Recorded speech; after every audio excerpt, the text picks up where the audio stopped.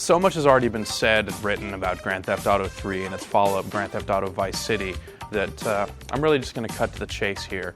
If you want a full explanation of the games, the text review goes into a little more depth. So let's just focus instead on these Xbox versions of the game and what actually makes them the best versions of the games ever released.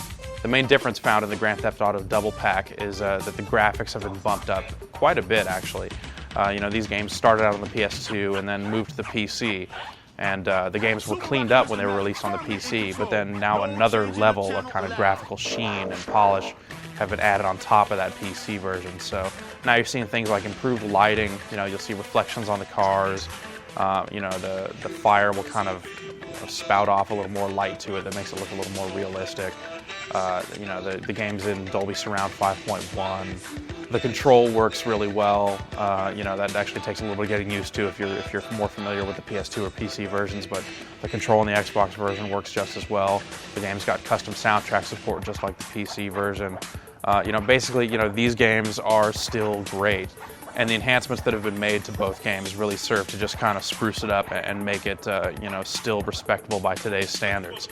So GTA 3 doesn't really look like a 2-year-old game. It might not look, like top of the line, the very top of the Xbox quality ladder, but the game certainly looked great. The draw distance have been increased out a little bit. The frame rate is mostly pretty solid. What's most important is that the game still plays incredibly well. You see far enough to do things.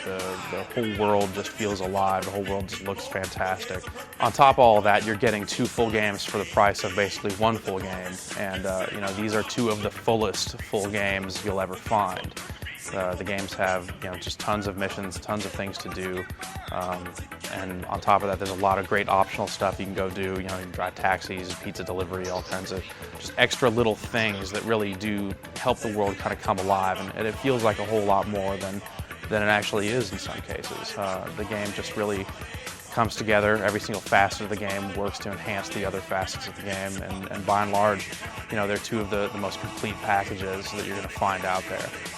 If you are either looking to play these games again or an Xbox owner that hasn't played them yet, the Xbox is really the best place to play both of these games, so don't hesitate to pick this package up immediately.